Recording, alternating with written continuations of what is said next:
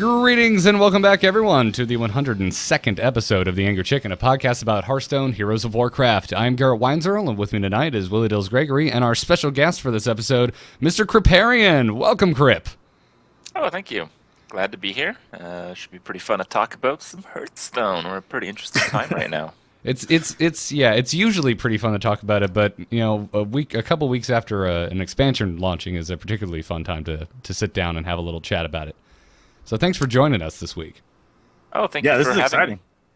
So last episode was, 2 episodes ago was episode 100, and we had Ben Brode, Frodan, and Karma, and we followed up with Kripp. This is awesome. This has been a crazy few weeks here for the Angry Chicken. So TGT is great, but man, so many good guests these days. Yeah, what's going on, Garrett? What are we doing? I don't know. It's almost like we're we were energized by the 100th episode and being like, man, maybe we should get off our butt and inject some energy in the form of guests into this show.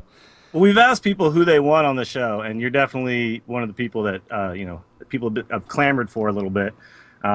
People want to know what you have to say about this game, so fancy that. And I actually met you in San Francisco. I don't know if you remember that. Yeah, I did. And that's when I asked you to come on. So glad we made it happen. Yeah, well, here I am. I voiced my opinions about the game all the time.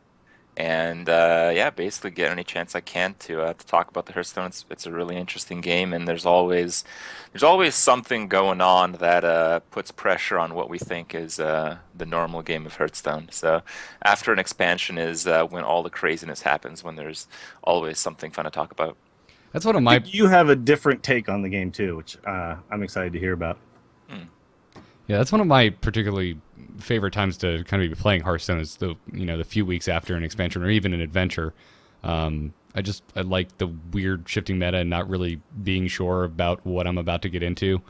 What do you think of that? Do you enjoy that kind of? Obviously, I mean, you play a lot of arena, so it's a little different for you. Although lately you've been playing a good amount of constructed. Yeah, I mean, I absolutely enjoy all the craziness. It feels that though. The meta settles. I think right now it's actually fairly settled. Once websites like Tempo Storm and a few others that really push what's good, people just stop trying. It's like, oh, so that's good. Let me just play that. And then it seems like this whole system of it being crazy, everyone's trying something new. It seems like everyone else playing the game is finished with that stage faster than I am. And I'm usually a bit disappointed. This is where the disappointment comes in. It's where I'm still trying the cool stuff, and it's like Secret Pally, Secret Pally, Secret Pally, Patron Warrior, Secret Pally, Hunter. Damn. Yeah. I think right now I'm running into more Patron than I was even before TGT. It got stronger somehow. It's probably because of the Secret Pally, honestly. Flooding the board with 1/1s and stuff is pretty good for Patron. So.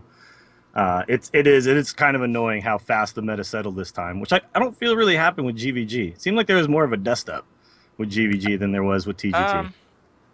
I think with GVG there was many more effective decks. Yeah. So I think it was a similar type of reaction where about a week and a half, 2 weeks in, people basically got it figured out, and everybody is playing those decks. But in GVG, there were many more decks that people were playing because there were so many overpowered cards introduced in the set. So you had you had mech on basically every class. That was a deck, and half of those were competitive. And then you had all these spin-off decks. We even saw Malagos Shaman ladder up at the start of GVG. So there's just more of the new stuff, and I think that kind of masked what was really going on. Do you think that you did a set review before the set came out, and a lot of people did. And most people tended to think the TGT cards were pretty crap across the board almost entirely. Do you still feel that way? Yeah. Okay, balanced, sure. Different phrasing for it. Do you still feel that way? Do you think that some of the cards have surprised you? Well, I think the one card that kind of surprised everybody is the Mysterious Challenger, I think it's called. Sure. Yeah, it's the guy that enables the Secret Pally. There were 24 of these cards that were OP in the right situation, and you really can't say for sure unless you try the deck and it works. And it just so happened this one was the one. Because people who look at cards and play this game a lot know that this is the case, you're very rarely going to see someone say that this card is broken, this card is broken. Actually, kind of Reynad likes to do that. And I think he hit pretty well in GVG because, I mean, people were more easily correct when everything was broken. But with TGT, most things being balanced, and yes, balance does seem bad compared to like the current meta, because the current meta always takes advantage of something ridiculously overpowered. But if you take a look at like Arena, most of the cards in TGT are actually above average, so they're not crap. They really are balanced. But yeah, in terms of constructed, there's very few cards that seem to be able to creep in, and yeah, Mysterious Challenger made it through. I don't even think anyone really predicted it without giving like 10 other wild predictions that didn't come true. I think the main prediction that kind of fell through was the Shaman dominance that we all expected, but is completely non-existent. No, I know. Sorry, Garrett. I'm You were so excited. disappointed, but yeah, because we talked about it, I think, on the last episode, that Shaman was kind of my first love back in beta, and I was seeing these cards, and I'm so excited for it, and I'm not even sure what the issue is. It's too random. Everything is so random with Shaman that I don't know. It's just not consistent, I think. I think consistency is certainly a problem, but I think the consistency mostly comes down to winning the early game. It's a win more class that cannot consistently win at the start of the game. That's really it, and it stops. It stops on turn 3. Yeah, I was talking to Karma about it last week. I was looking at her deck list for Shaman. We were trying to figure out exactly where the weak point is, and she made a point. She's like, they really need like the equivalent of a shielded mini bot. They don't really have that strong Or muster.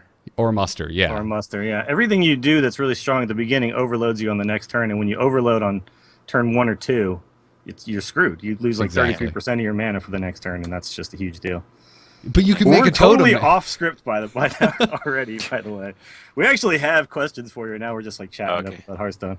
All right, I'll stop. No, I love this kind of stuff. This is why we're kind of just rolling with it. But yeah, so we've got you here. So I guess let's back it up real quick and talk about Crip from the beginning. Okay. So you're really obviously no stranger to Blizzard games. You were known for World of Warcraft and you're doing all kinds of crazy stuff in Diablo 3, getting your hardcore Inferno world first kill on Diablo. But for those who are unfamiliar, what kind of brought you into Hearthstone? Well, at the time I was playing Path of Exile. Okay, that's not exactly fair. At the time, I had stopped playing Path of Exile because I had played it for like over a year and accomplished literally everything you could in that game. So I was a bit sick of it. I was trying different games, and some of the games I was trying were like real failures. And I was just checking my email, and someone had sent me a key to Hearthstone. How about that? And like, just so happened the day that I checked, truly by coincidence, was like the first day where you could actually play the game and stream it. Nice. So that's what I did. And I was streaming on Twitch since April of 2012, and I would do pretty well on viewers compared to other people. But still, I wasn't like on the League of Legends scale because I wasn't playing those games. Yeah. So I played Diablo. I had 10 times the views of the next guy, but I was still at 7,000 views. I was still at 8,000 views. We hit almost 60,000 on the night that we killed Inferno Diablo, but that was really an outlier, right? Yeah.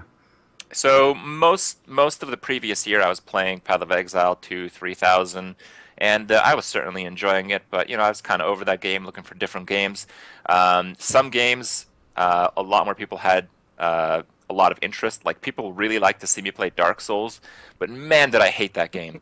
So like, I had a lot of viewers when I was playing Dark Souls, but I just couldn't do it. So I just kept flipping through games.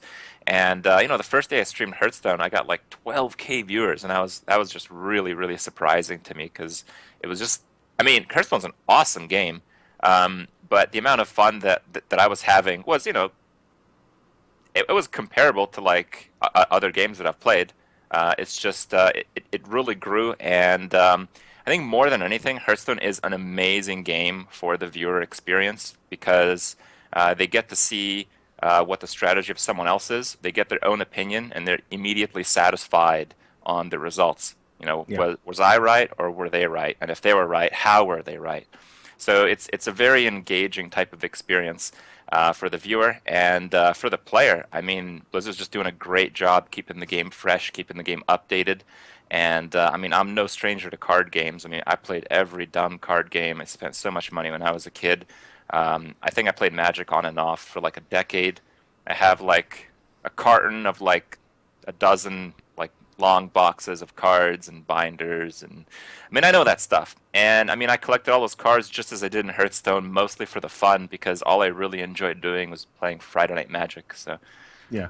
yeah, I just play Arena and It's Hearthstone now, and it's I a think the similar fact that you can experience. talk to your chat room too, like other games where you have to sit there and focus so hard, Yeah. and like watching someone play Diablo a lot of times, I'm just kind of like, yeah, we're just watching this guy, furrow-browed focus and try to get through these rifts as fast as he can. Whereas Hearthstone, you make your turn and then you sit back and you read chat and have a discussion with your chat room. So Yeah, I think it was a surprise to everybody though, and it sounds like it was to you that Hearthstone was going to be this popular on Twitch. Yeah, I mean, it's a really really fun game. So I've played really really fun games before. Certainly Hearthstone is one of the best games that I've played, but I think above Hearthstone, I probably enjoyed myself more hardcore raiding in World of Warcraft and Mm. certain expansions. But we know like those times are never coming back.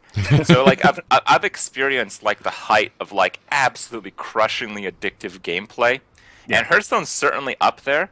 But the correlation between like super amazing gameplay and how it's working out in public interest are kind of separate. So that's Yeah. that's absolutely true. do you feel like part of that, and this is definitely the case for me, but do you feel like part of that is the social aspect of say raiding in a game like World of Warcraft versus the kind of solo aspect of Hearthstone?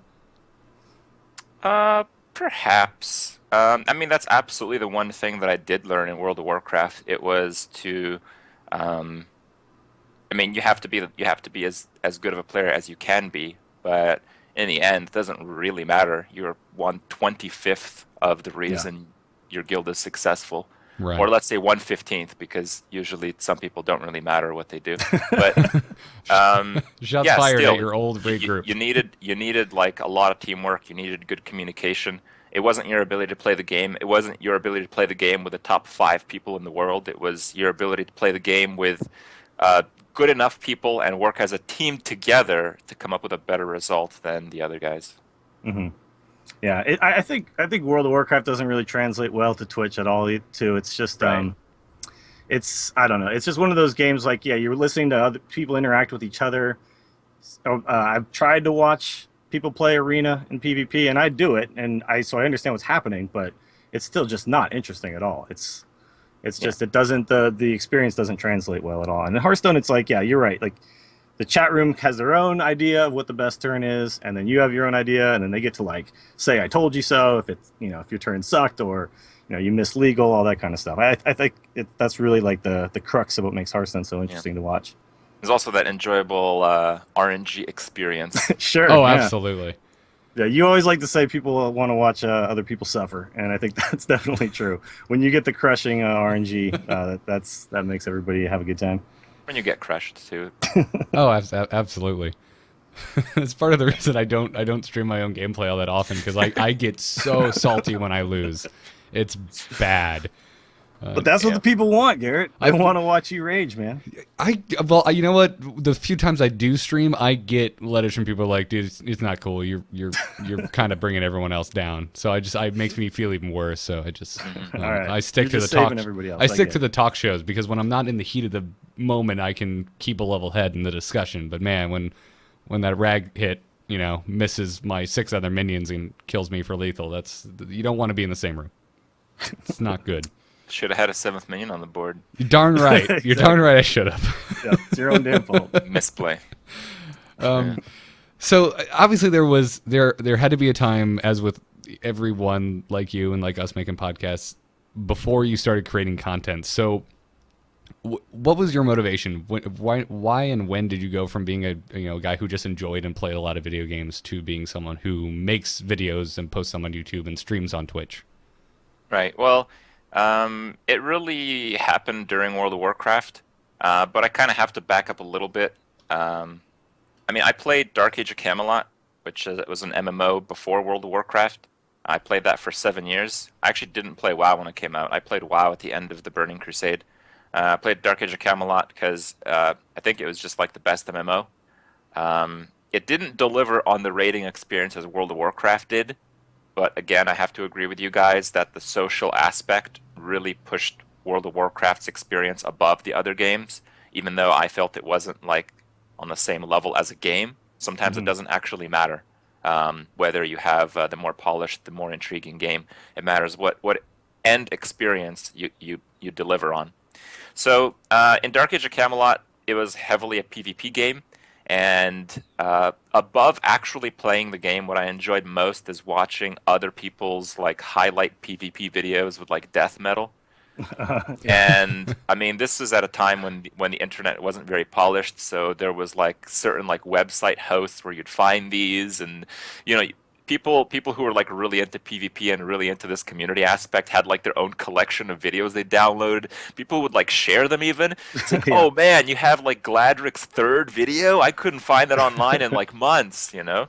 Just a warrior running around South Shore just murdering people and stuff. Yeah, I used to love that those kind videos. of idea. Exactly. So when I played World of Warcraft, at first I was just really focusing on being as good at the game as I could be. I realized it was a much more complex game once I started picking it up, because you know always when you're playing a game in a similar genre and people are telling you about the other game, you always are like very defensive about it. It's like, nah, the game I'm playing is the best. Your game sucks. So you don't really get to see the depth of games until you actually play them, I think, largely as a result of that. So when I started playing World of Warcraft, I started understanding the game. It was fairly simple, but there were a lot of hidden mechanics and details, and if you took advantage of all of them, you would be worlds ahead of your previous self. So I just try to learn to play the game the best I could, and of course that involved raiding, that involved being with the best group of people and forwarding the group of people as best as you could, and that's almost an impossible task. I mean, I've seen it going through a few guilds and seeing some like extremely dedicated people. They would literally live in their World of Warcraft guild and try to forward that. It's like, yeah, man, you sucked. I got the logs. This is what you got to do. But I'll help you fix your UI. I'll help you get a better internet connection. We got to push it. We got to kill this boss like next week. So, as much effort as one guy put it seemed to not matter at some point. But anyway, after lots of cycles, after going through lots of people, I ended up in Exodus, which was when I was in it for most of that span. It was the #1 U.S. rating guild, so I was like at the top there, and I was one of the best players in the guild. Actually, that guild produced a few notable players in other games. Like Hyped was also one of the best in that guild, and he's on Tempo Storm. He's considered one of the best Hearthstone players now. And it came to the stage where there was just nothing more that I could do. Like, I was in charge of like recruiting. I was doing like some of the rating. I was doing a lot of the organizing. I was like one of the best players. And people realized I was one of the best players because they had like public logs of your performance on certain bosses. They used like WoW Web Stats, World of Logs, and there was like another website. And they had like hierarchy charts, and I was just topping all of them. Like, I know at a certain time when the Grand Tournament was the most recent content block in World of Warcraft, these websites featured the Grand Tournament, not the Grand Tournament. The Argent Tournament. Yeah, that's right, the Argent Tournament. What is it called? It was called the TOC. Was the raid. TOC, Tournament of Champions? Trial of Champions. Trial of Champions? Yeah, whatever. Trial of Whatever it was. Yeah. There was a single room that I raided 6 nights a week. Yeah. And Ulduar, those were like the two featured like dungeons, and who had the best DPS. It was just on there, and for a few moments, I had every single boss top DPS for hunters. Like, and there was like 23 bosses altogether or something. So this is actually the first time I heard of you, because I was a hunter as well. So I would go look at the logs, and I was like, "This guy, who's this guy?" And then I found your video where it was like, "Yeah, just spam buttons. That's how I do it." It's like, here's how you do top DPS. As it turns out, like probably 99% of players in World of Warcraft don't spam buttons, and that's why they suck. Yeah, they're trying to time it. Yeah. That's one of my favorite things about WoW, though, is that it's the only game I can play where my keyboard is quiet. so you're telling me that yeah, see, your DPS sucks, Gary. Oh, well, there we go. Fine. So I mean, at this stage, I just wanted to do more. I wanted to be even more involved than I was, and I just wanted to put up video content. So I started doing like YouTube content on some of the better kills on the bosses, because there's a heavy RNG element to boss encounters as well in World of Warcraft. That's why it was so hard to be like so dominant. But still, I knew I was doing some things that people just weren't aware of, and I thought people would like really be interested in this stuff. And this is before the YouTube these days. Yeah. Like one day I released How to Kill Professor Putricide, and I had like 20,000 subs or something at the time, which was like the 40th most in Canada. And then because this video was like wildly successful, because no other guild even like could touch this boss, and I released a video on how to do it on the first day, I got like 300,000 hits on the video, and I was #1 most viewed in Canada for the day. And this is when YouTube had like awards and stuff. Like, yeah, I did it. Nice. So like very, very small scale compared to today. And of course, like back then, you couldn't monetize video game content. So Yeah. I made no money off of what I did. I just did it for fun, and I did that for I think about 3 years. And then when Diablo was coming out, a few months prior to that, the rules changed. There was partnership companies that would acquire the licensing, and YouTube approved of the licensing to monetize video game content.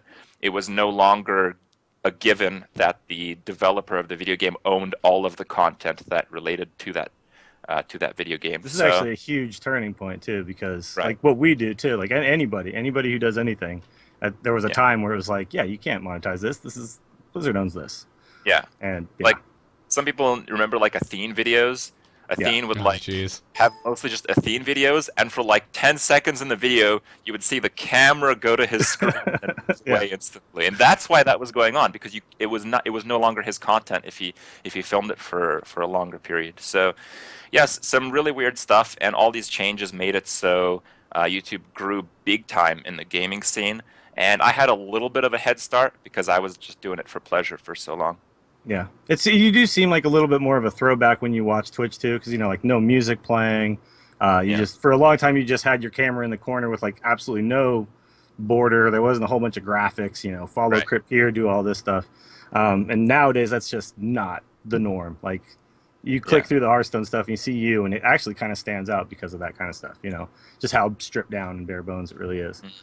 I think a lot of people appreciate that too, because there's only so many weird graphics you can look at, and Yeah. just want to watch the game. I disagree, but I, Well, look, our I'm not- show is a podcast. We're not a stream. It's Yeah. pretty nice.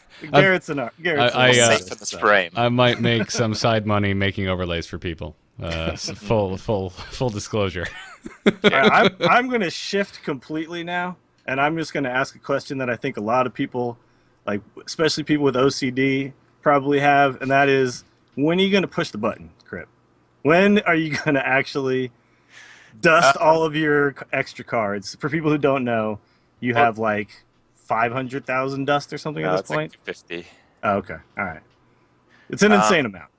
Yeah. Well, it is a really high amount. Some people don't know that I was actually really close to hitting the button before Oh. GPG came out.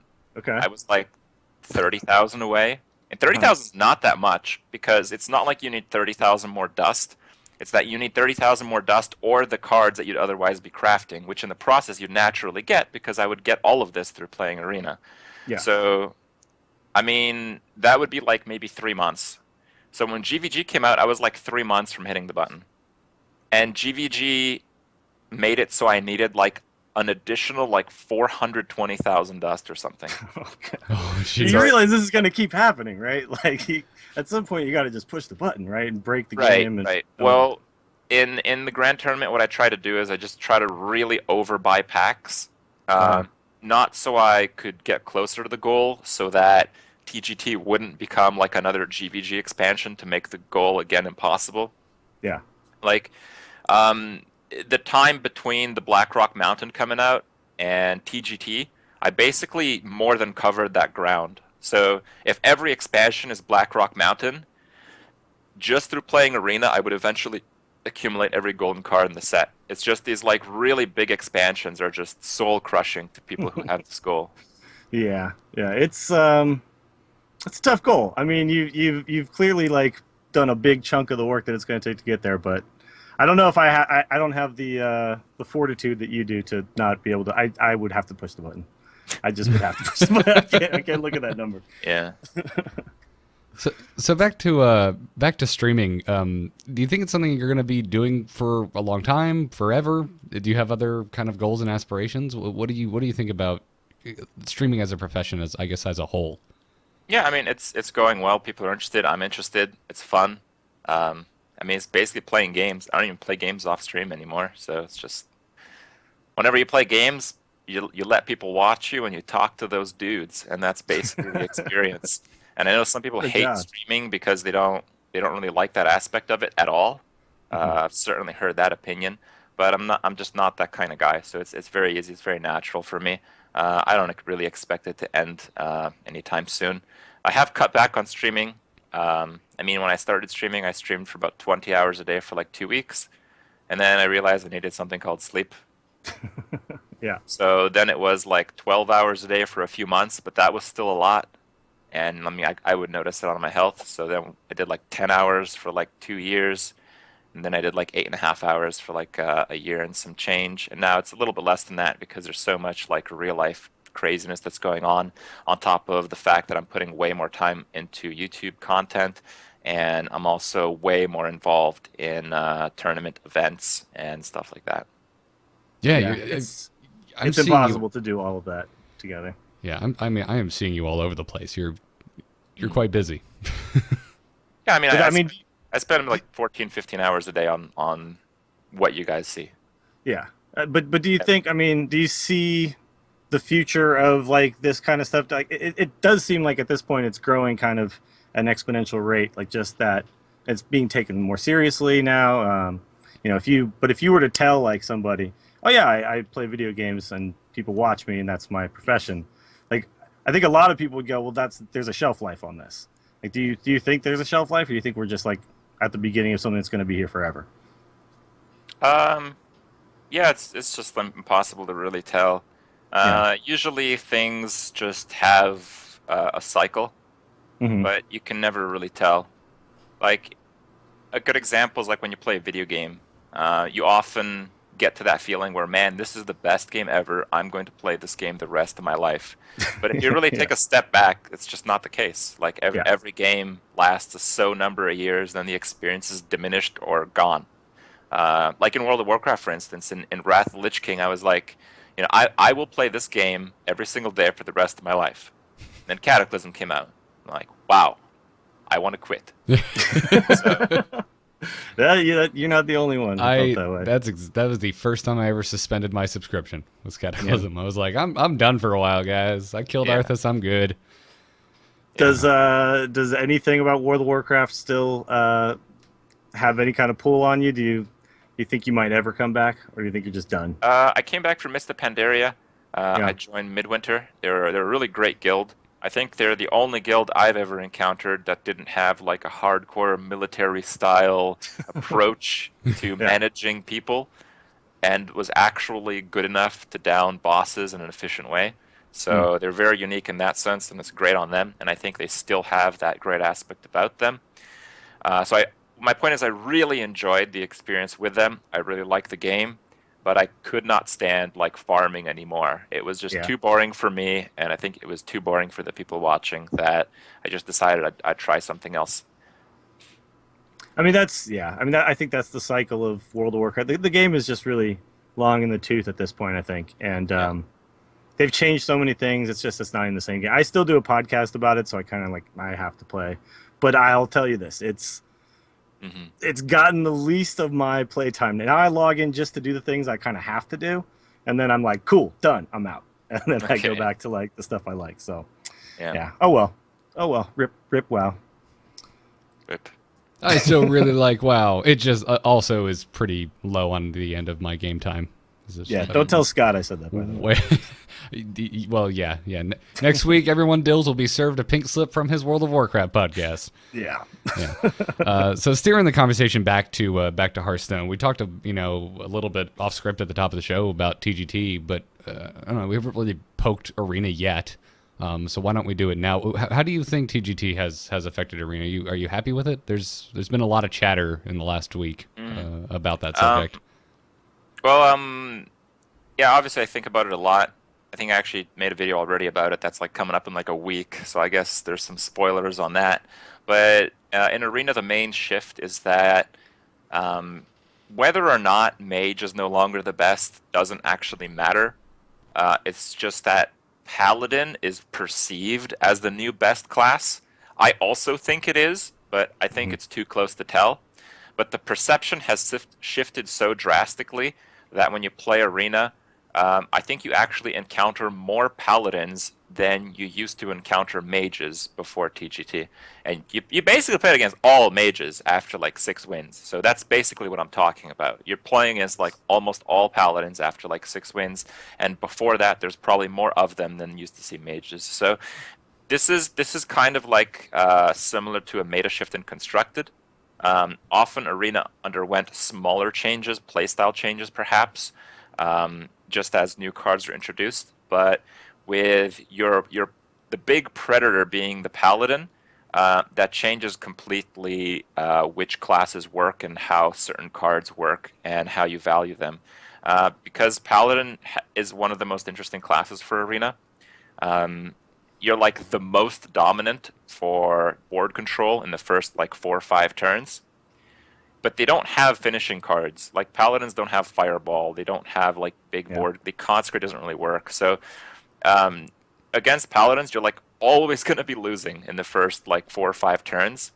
But they're not going to be able to finish the game most of the time. So the whole Arena experience has shifted in a big way because of that. Because you're against that rather than Mage, where you can draft a super aggressive deck and burn them out and zerg them down before they can even flame strike you. When you're playing a deck that's that aggressive, that's like tempo driven, yeah, you're going to win a lot of games still because Arena is still tempo dominated, but you're just not going to beat Shielded Minibot into muster. And you can count on facing that like once or twice in each run. Yeah.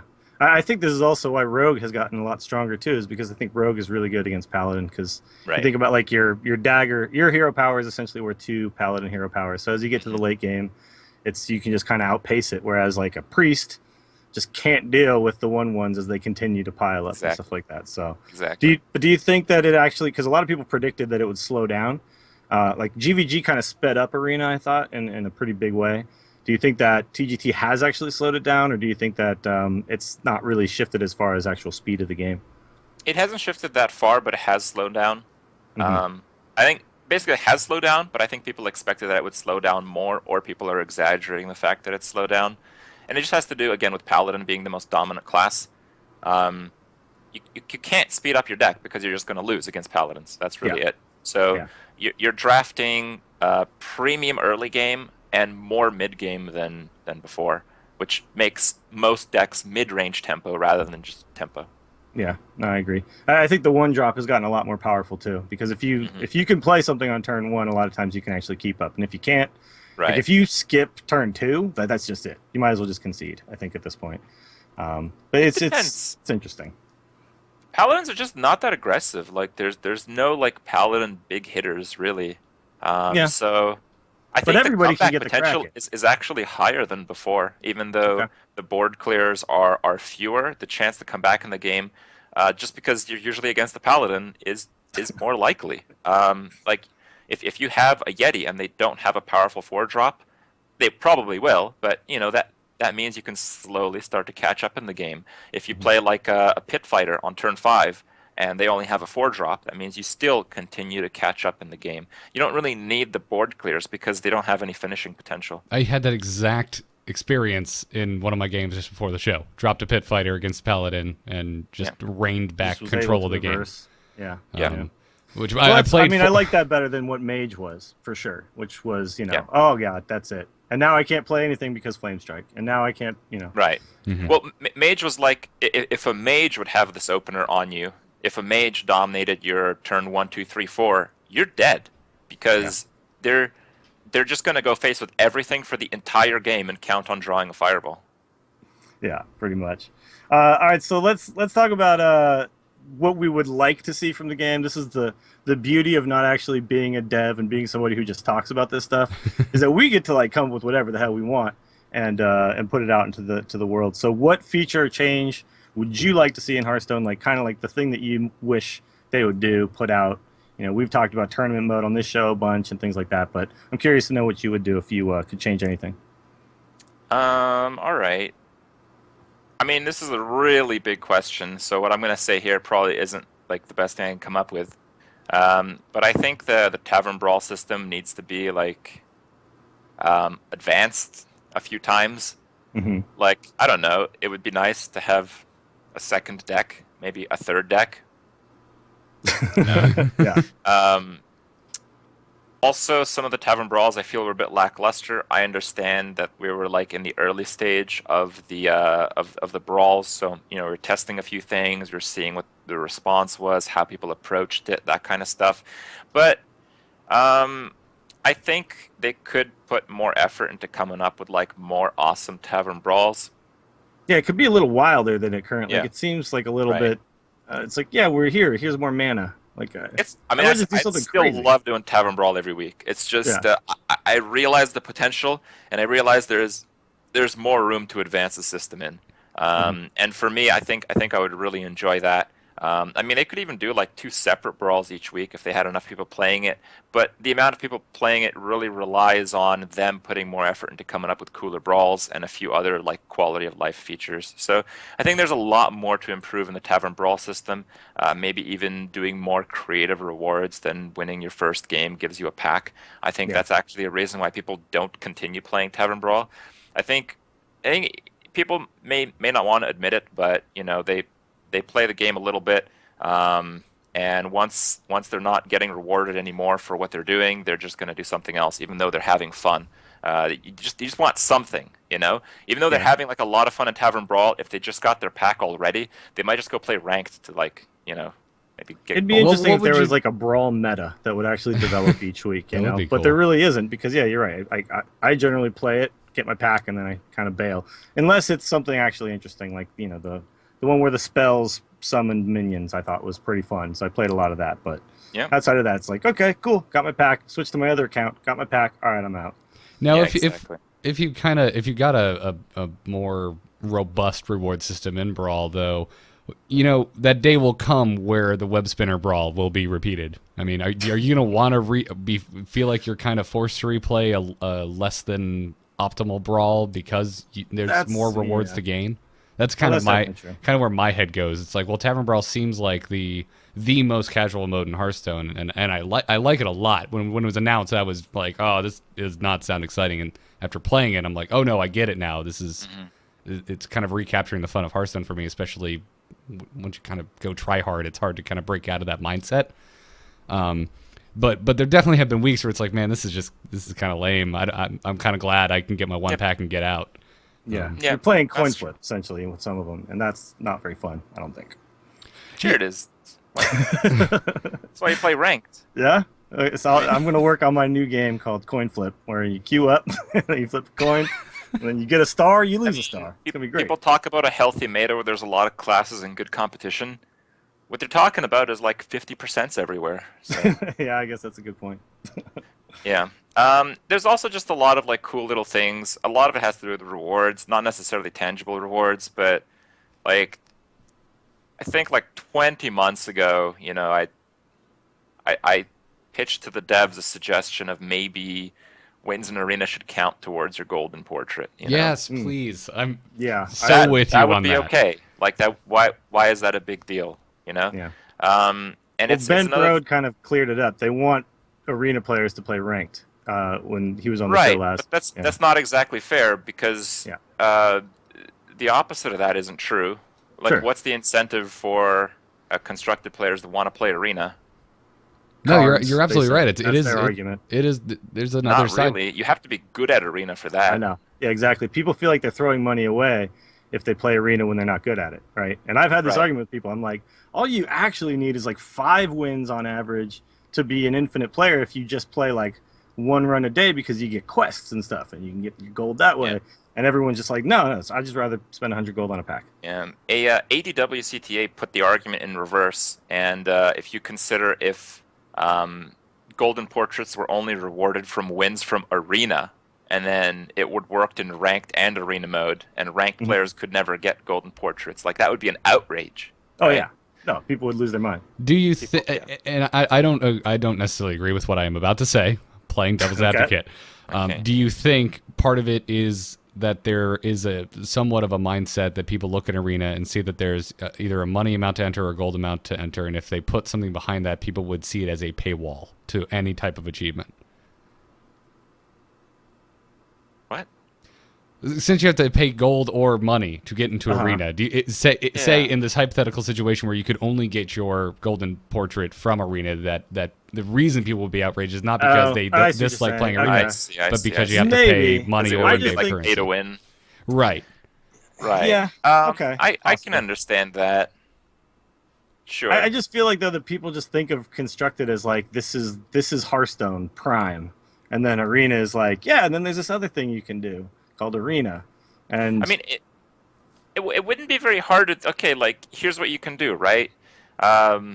Every like let's say 50 wins in constructed, you get like a free arena token. Oh my god, so valuable, right?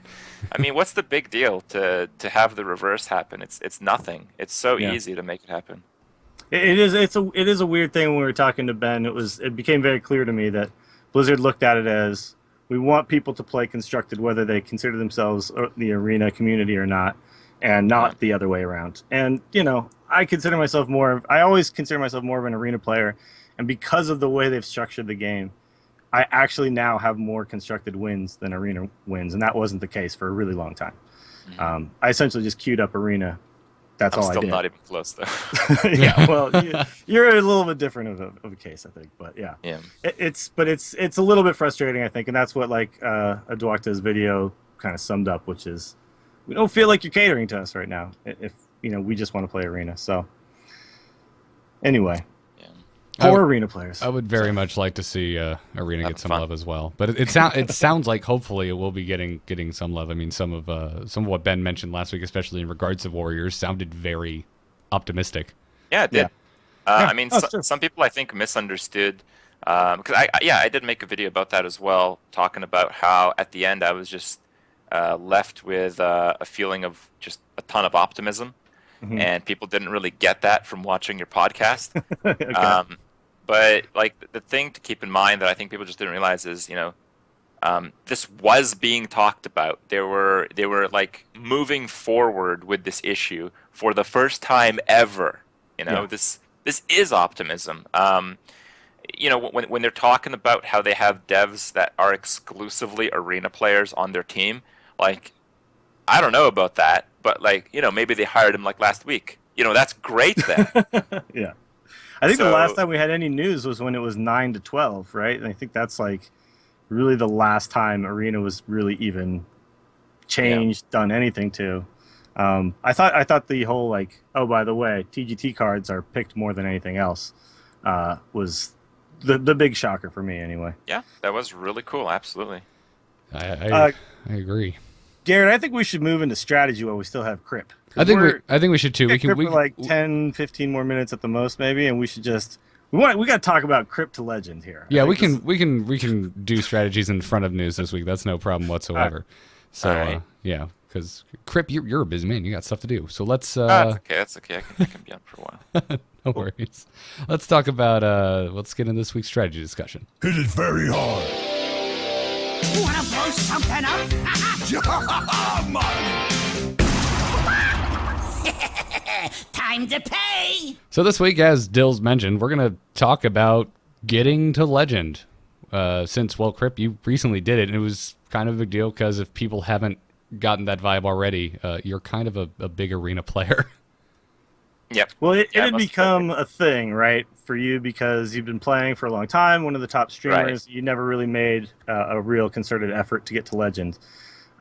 So I did okay in the first season. Like some people, I guess they just chose not to believe me, but in the first season, I got to like rank 1 or 2 or something, because that's when I was still playing in tournaments. Uh-huh. So I'd So you play actually on did ladder. like deck test and stuff, yeah. Yeah, like I'd play on ladder until I was satisfied that the decks I had were good, and then I'm like, okay, they're good, and like I just stopped playing at like rank 2 or 1 on the first season because I Yeah. thought it just didn't matter.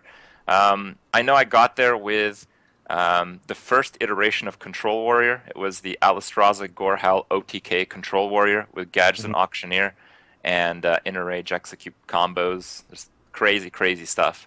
The deck was still the most dominant deck like months later after they nerfed the combo and Alistraza. So that's Yeah. how good the deck was, basically.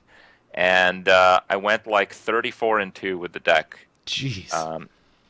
So I just stopped playing on the second loss. I'm like, yeah, let's play some arena. Okay, so essentially, like, there was nothing to push you over the edge, right? There's nothing that Right. made you go like, oh, I need to get this legend thing.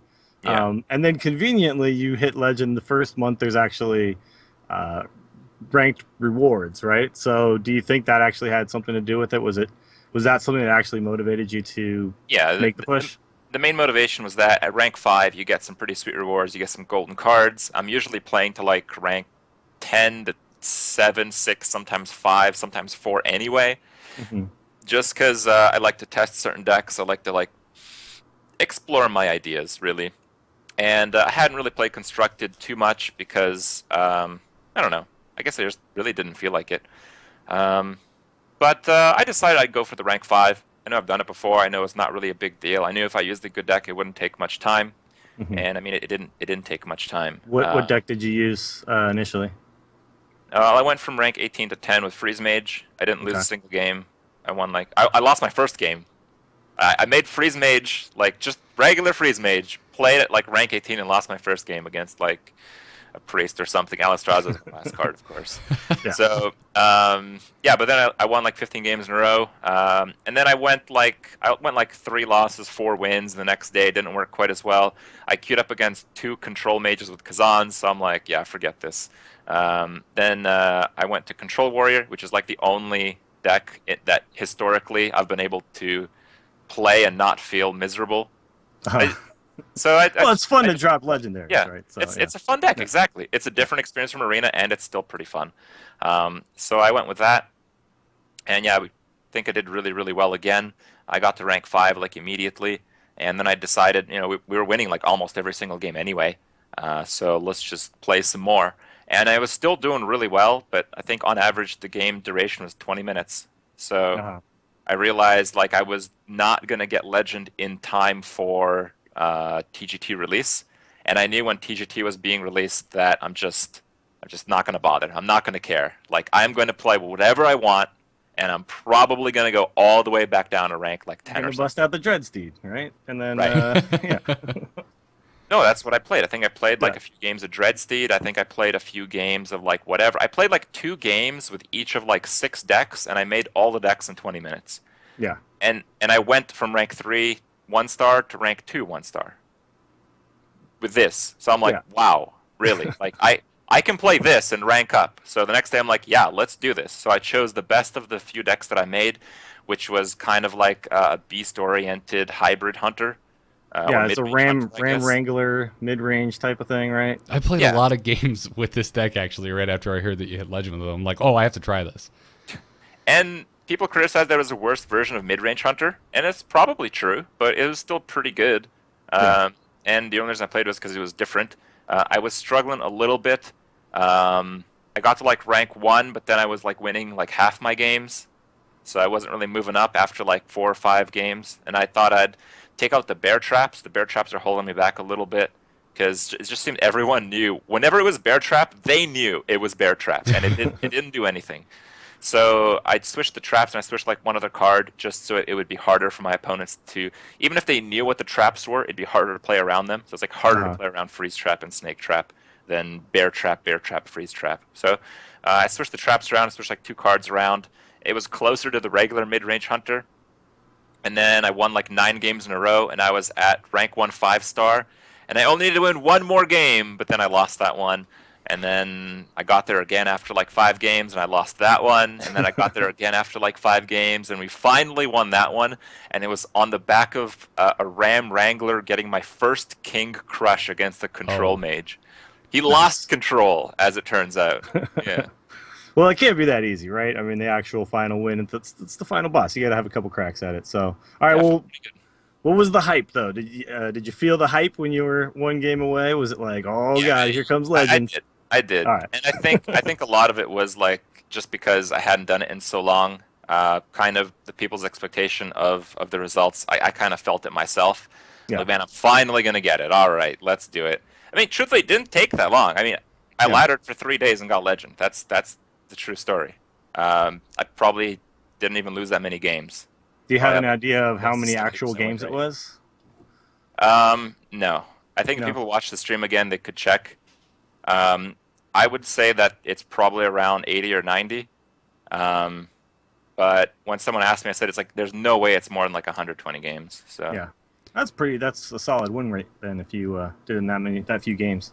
It's hilarious hearing you kind of recant the whole climb because once we announced you're going to be on the show, we started getting messages and tweets from people, and a lot of people asked very similar questions, which was like, since you play so much Arena and you recently hit Legend, what was that like for you?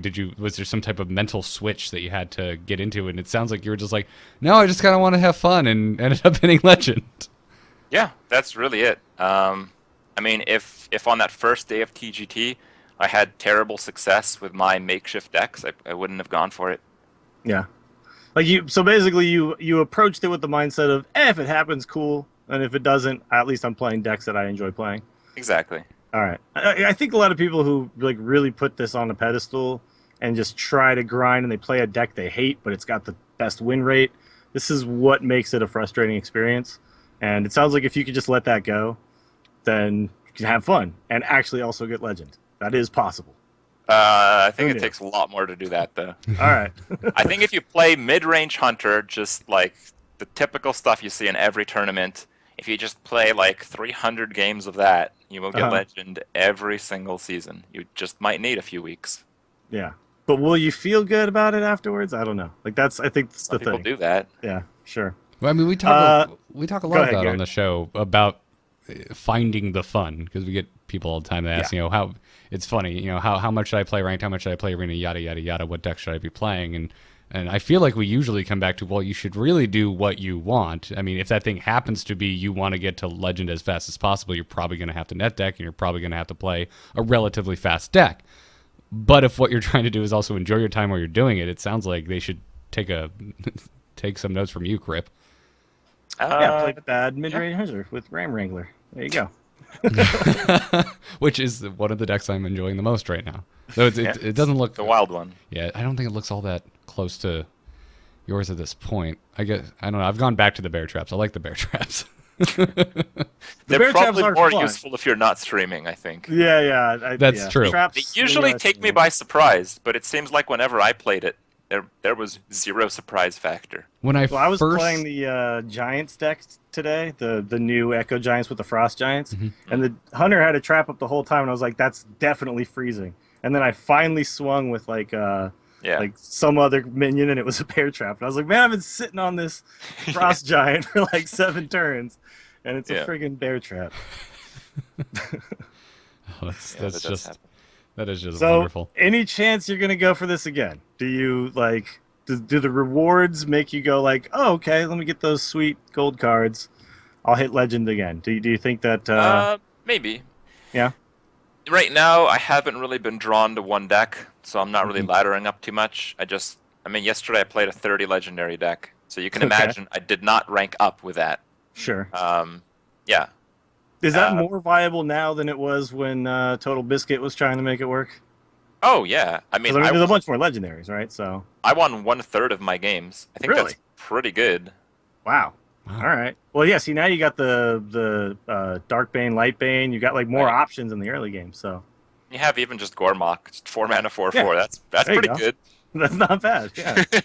When your other options before were Nat Peggle and Lord Walker Cho for the early game, 4 mana, 4/4 is pretty decent. It is indeed. But yeah, I haven't been drawn to a deck. I've mostly just been playing fun stuff. Some of the most fun decks are actually still not very good, and I think right now people are really, really playing like almost exclusively effective decks. Mhm. Like, I don't know, yesterday when I played, I played against three decks almost the entire night. I played against Mid-Range Hunter, I played against Secret Pally, and I played against Tempo Mage. I think there was like maybe one deck that wasn't that. It was like Control Warrior. I think the new Echo Giants deck is pretty fun. They just got much more powerful with the Frost Giants, and like pinging in the early game is like a viable strategy now. So Yeah. it's an interesting deck. That actually brings up my next question. You just mentioned like fun decks, and you like to make your own decks. And you like to kind of theme them around fun things. But at some point, if you really want to actually play it without wanting to pull your own hair out, how do you actually approach like making a fun deck also viable? Like, what's the kind of thought process? Do you have to Well, limit the fun stuff and throw in some like Dr. Booms or whatnot, or what's your approach to that? really, the fun aspect comes from just playing something new, just having a new experience. That's where the fun is. Like, if you've never played like Freeze Mage before and you play Freeze Mage, that's a really fun experience. But I mean, after like 20, 30 games, that might no longer be that fun of an experience. Yeah. So sometimes, like when I play a fun deck, it's just a deck I made myself. Most of the time, the fun deck is also not so great, but sometimes it is. Like I know I played something called Gazlo Priest, and I don't remember what rank I started, but the first game that I lost was at rank 4, and Wow. I won like 17 games in a row with it. So like sometimes the fun decks work. Like Gazlo Priest is really good. I'll play something called Hipster Priest, which is like Ancient Watcher Priest with 6 silences or something, and that kind of worked. So yeah, sometimes you have success with the fun decks. I don't know. That's really it. But there's also like the surprise factor too, right? Like if you're playing Yeah. like a weird deck, sometimes you just take people by surprise. They're like, "Oh, what the hell, Gazlo?" and a bunch of one cost spells, and then they just don't know how to react. So Yeah, exactly. you can kind of get away with it there. But I find it really interesting because I've always like one of my favorite decks that I came up with was my Alarmo Bot Rogue that I used to Okay. play a Jeez, long I time remember ago this. because you basically Alarmo Bot, conceal it, and then get Malagos for free, and then blow them up on the next turn because you paid nothing for Malagos and you have all these spells. And it actually worked. Like it was essentially like kind of a miracle rogue with Alarmo Bot, just one secret play in there. And nobody, every time Alarmo Bot dropped, like inevitably the other opponent would just like sit there for a while and go like, do I care? Am I worried? Like, do I need to blow a bunch of removal on this? And then they wouldn't, and then Malagos would come and I'd win. So, it wasn't a good deck, but people just didn't know what the hell to do. And that's essentially why Yeah, it worked. the surprise factor certainly is a pretty big deal, especially when people are very used to playing against a set number of decks. Um, yeah, I mean, there's not really too much past that. Sometimes that Yeah. surprise factor is huge. Like, imagine if you're playing against Grim Patron for the first time. There's zero chance you're winning that game, Yeah. right? Yeah. Well, I think Grim Patron is funny because that was a card nobody thought was going to be good, right? And now everyone's just like screaming for the nerf. But I don't know. what was your prediction? Did you think it was going to be good, Grim Patron?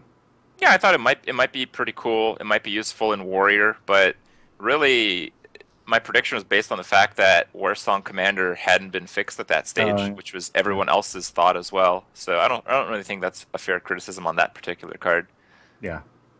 Yeah, Yeah, that was such a like no one really saw that coming, and it all came down to the Warsong commander change. was bugged for more than one patch cycle. So like they Yeah. already released an expansion without fixing the Warsong Commander, and like when you fix a card, like Blizzard has known to fix a card in bad ways. Like they could have fixed Warsong Commander by changing its text to how it actually behaved. Yeah. Right? Like Right. when you play something with less than 3 attack rather than Yeah, summon. when you play something, give it charge rather than when Yeah. it's summoned. They could have fixed it that way. So I mean, you just don't really know. You don't know what to expect. And yeah, there is that random factor. Grim Patron is certainly one of those wild cards, but it was a lot easier to predict that it would have been really broken if we knew how Warsong would have interacted. It wasn't that obvious. It's kind of like Mysterious Challenger. where these days it kind of works very well. But there's a lot of other cards like that have a chance to really work. Grim Patron certainly did, though. Yeah, there's this really fine line in Hearthstone between like these combos that are actually viable that you're going to have a win rate with that makes sense and you're gonna climb the ladder versus like, yeah, that 1 out of 9 times that I pull this off, it's amazing, but the rest of the time I'm losing game after game. Yeah, like my infinite damage mage deck that I was playing with the duplicates and Thorisons and that worked like one time. Well, sometimes you could make it work like it was almost like a fatigue mage, right? Because it had all these like control things in it. But I was always just really going for that one time where I could get the infinite fireballs. I think that deck has actually seen tournament play. Really? It's close to Control Mage, and Control Mage just has good matchups, so it has those same good matchups. Plus, against some of the bad matchups like Control Warrior, well, it doesn't matter if they have 60 armor. Yeah, that's a good point. When I can do fireballs, as long as I want to. Yeah. Doesn't matter how much armor you have. All right, Garrett, do you have anything else before I go to some Twitter questions for Crip? No, not at all. Go for it. Grab those Twitter questions. These might be some troll questions. I don't know. I haven't looked through them yet. But I asked people if they had any questions for you, so let's see what we got. So Dan Higgins says, did you have to go to tempostorm.com to become legendary? Yeah. All right, so here we go. Troll questions right off the bat. I mean, I go there anyway. I like the meta snapshot. I know when they had the first one, I told them it was really, really good. It is really good. I remember that I believe it was Magic Amy that was writing all of them. Mm-hmm. And there was like a bit of a break after that because of the incident, I guess. And I remember telling them, like, you guys should definitely continue doing this because, it's something that was really, really useful for people. So I'm really glad that they kept doing it. And there's a lot of sites out there that basically organize what's going on in the game. And, I mean, they do a very good job, just like some of the others. But yeah, I agree. I think the meta snapshot is one of the best things that we have, actually, that comes out on a consistent basis. Yeah. All right. CJ Hemming says, what is your favorite arena legendary? Like, what's the legendary you're like, oh, I pick that every time? Yeah. Dr. Broom, just like to win, I guess. Yeah, all right. I don't know. Let me think if there's a more interesting one. Favorite arena legendary. I used to always try to pick stuff like Ragnaros and Ysera back in vanilla, because I felt like their arena was so slow I'd actually get there. Now I don't believe that I'll get there. I'm usually going for mid-range legendaries. I haven't seen too many of the new legendaries work. Cards that might seem fun really are not. Like Thorison's like, oh man, you got Thorison Arena, and it's just totally doesn't matter. But it's less of a tempo game, right? Than it is a tempo game, but it's less of I need to play out my whole hand in one turn in Arena. Yeah, it's also that late game cards often don't matter if they cost 9 or 7 mana. Yeah, or something like that. You're gonna get there probably. It's a slow enough game. Right. It's not like you miraculously managed to build the perfect burst freeze mage combo that you need him to discount it as well. What about Varian though? That's probably a pretty good one in Arena, right? I've never seen it. I've actually not encountered too many of the new TGT legendaries. I think I played against Aedis Darkbane, then I killed them the next turn. But you have to have something specific in your deck for those cards to work, right? So I don't know. Well, maybe not. If you're playing Priest, you can get 3 or 4 power shields. You're good to go. I found your stream of questions, Dills, so we can take turns on these if you want. All right. You got one? I think this is a good one, and we get asked this question a lot, but you are way more of an authority on streaming than we are. At the IDDM wants to know, how does one dip their toe into the streaming business? Well, I think it's a lot harder to start these days because so many people are streaming. When I started streaming, I did a lot of research on who was streaming, and there was just the third most popular WoW streamer had 70 views, So if you just started streaming, you did something interesting one night, people would go and watch you. So it's pretty easy to get started and be somewhat recognizable. These days it's really hard to get that first step up, and it usually requires a considerable commitment. When I started streaming, I streamed for about 20 hours a day for 2 weeks, as I mentioned. just to just stream as much as possible, so people knew like I was the go-to Diablo guy. Yeah. And some people bring a similar amount of commitment these days. Even in Hearthstone, really, like some people just have a crazy number of stream hours, and Like Ratsman's basically always on. right, As far as I can right. tell, yeah. That's a good example of that. So it works for some people. You have to keep in mind, like some people just get a lot of recognition. Like I think Amaz did exceptionally well because he basically did nothing before Hearthstone, as far as I know. Maybe he did, but as far as I know, he did nothing before Hearthstone, and he started Hearthstone, and he had this like kind of like very like Joker style of stream where I think it was similar to like the YouTube videos that a lot of gamers make, where they just are like really, really into the game and they're just really laughing it up the whole time. I think he fit like a niche, and it really worked for him because of that. So sometimes you can maybe just give something to the audience that isn't there for something that people are interested in. You can set yourself But apart a little bit. Yeah, I think in general people grow their stream over a long period. Like before Hearthstone had come out, I was streaming for like 2 years, right? Like every single day for an average of like 10 hours a day. I mean, that's more than anyone works, basically. Yeah.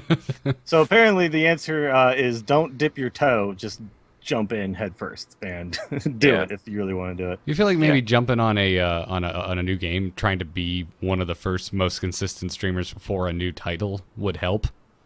Sure, but most games are crap, so that doesn't really help too much.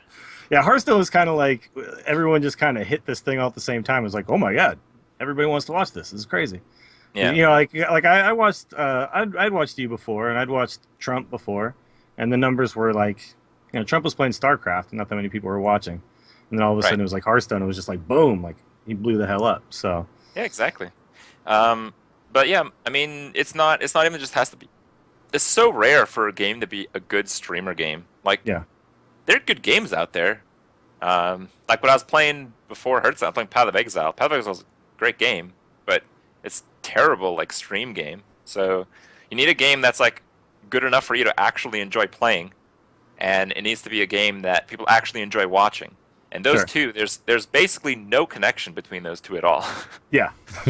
A game like Path of Exile, if you don't actually play the game yourself, you're going to watch it and just have no idea what the hell is going on. Right. And I think that's, Hearthstone, like I could watch it for the first time and be like, oh, okay, I get it. These cards are running into each other and whatever, and the person's talking to me the whole time. It makes sense. And also the cards are sitting there in your hand. Like you can read them as the streamer takes their sweet... as long as there's not too many cards overlapping one another. But like...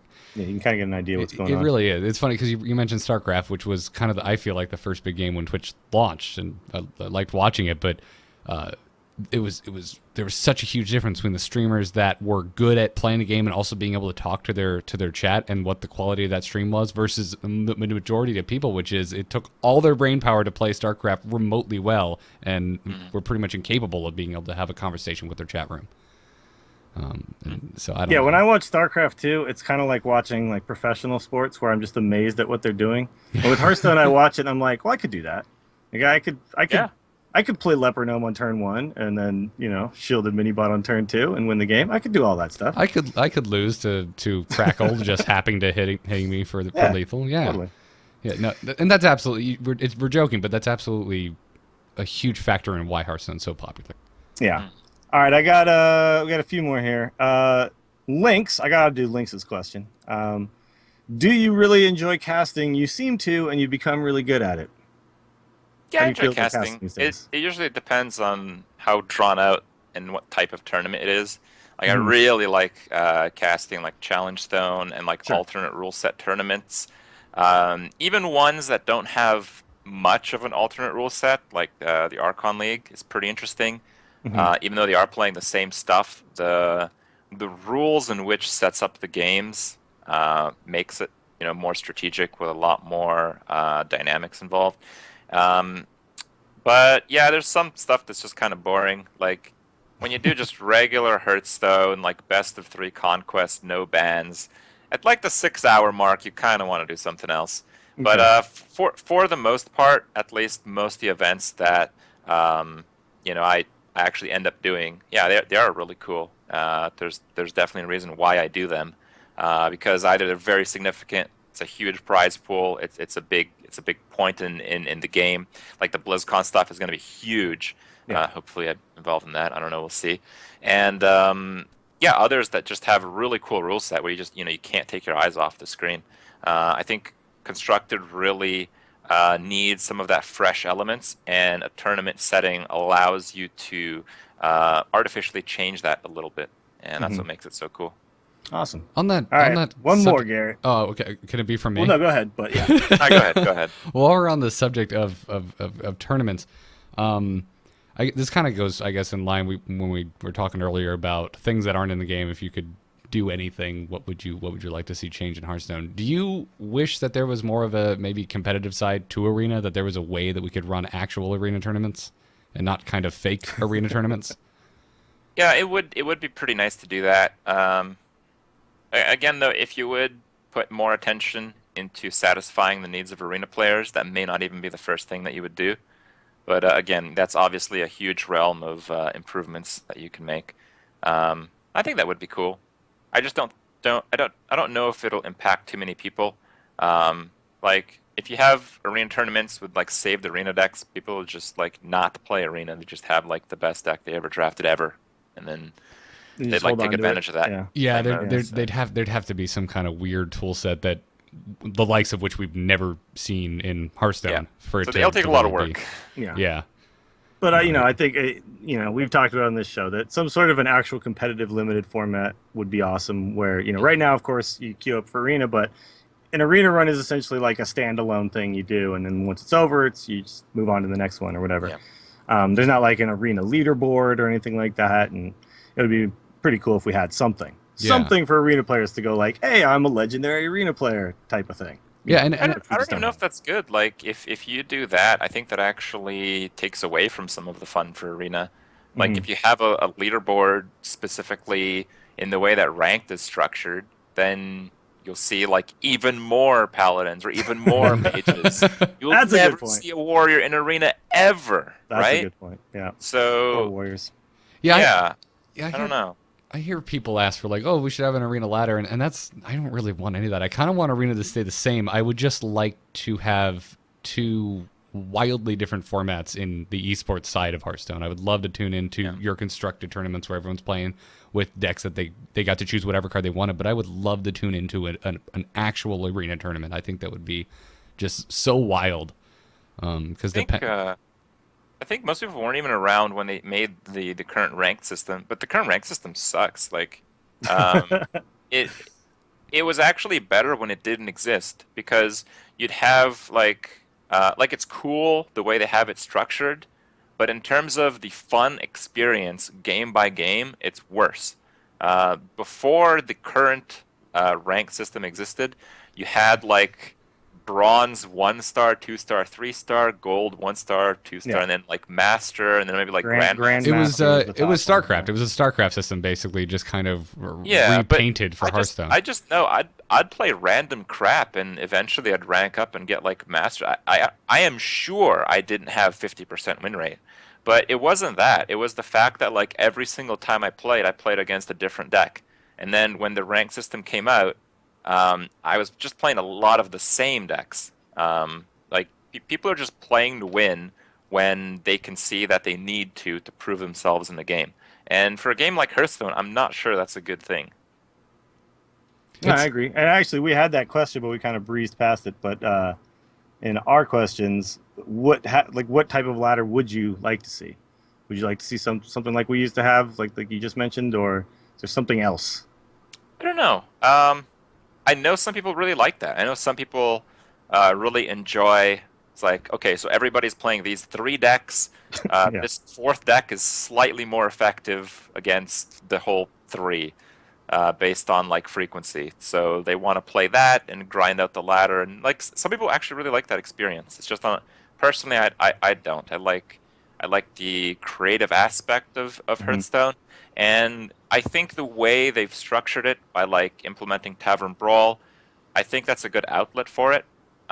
If a wide audience really enjoys the current rank system, that's fine. I mean, I I can't judge them for that. I just kind of wanted more wild stuff in my game. So I'm glad Tavern Brawl is there, but then I'm a bit disappointed that Tavern Brawl isn't really fully explored.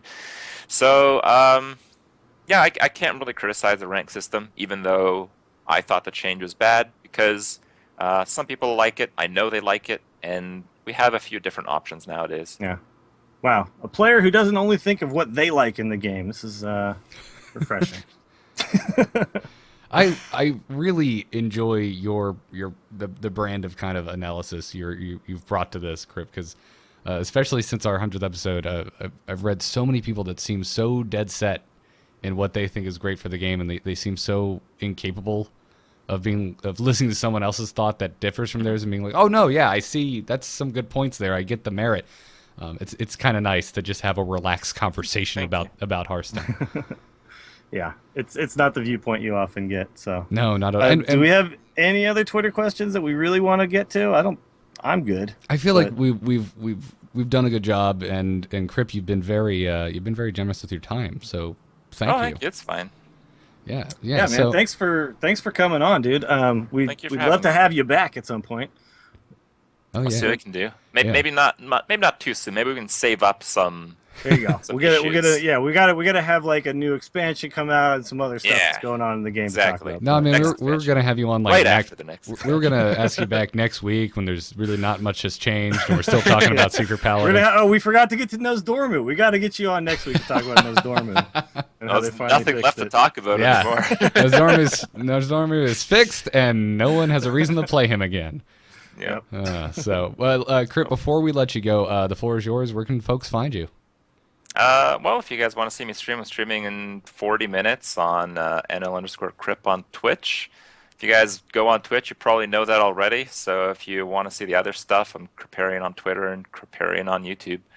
And I do Hearthstone stuff all day. So if you want to check what I'm doing and you like Hearthstone, maybe it'll be fun. All Hearthstone all the time. If you look for Hearthstone stuff, it's not hard to find Crip. So.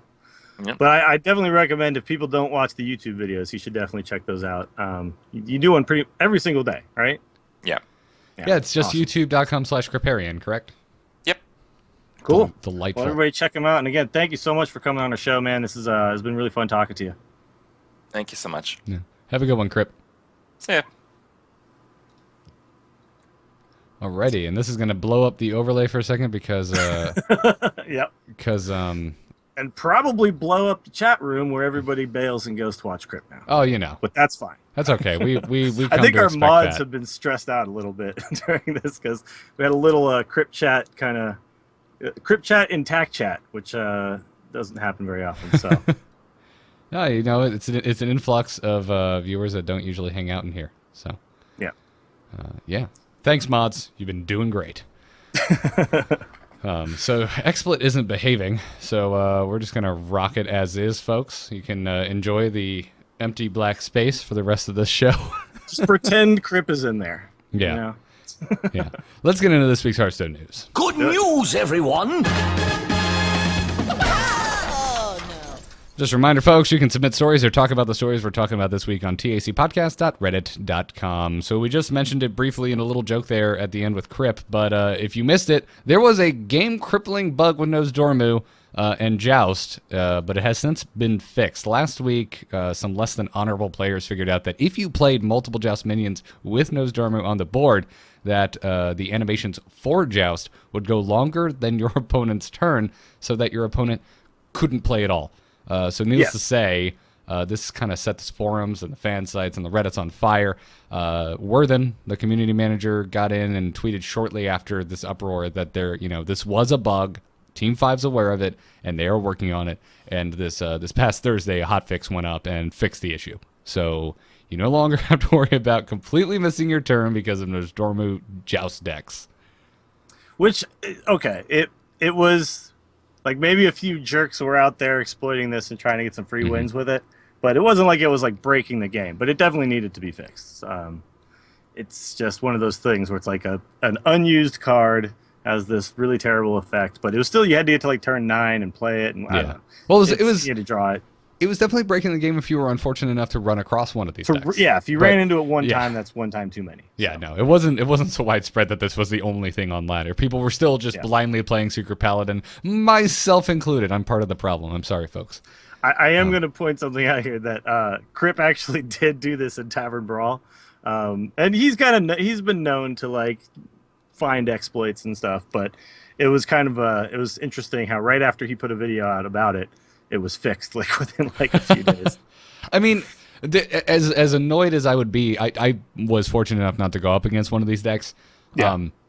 I can't really fault players for doing this. I mean, if you find this is absurd. This is just so ridiculous. How can you not want to at least try it once?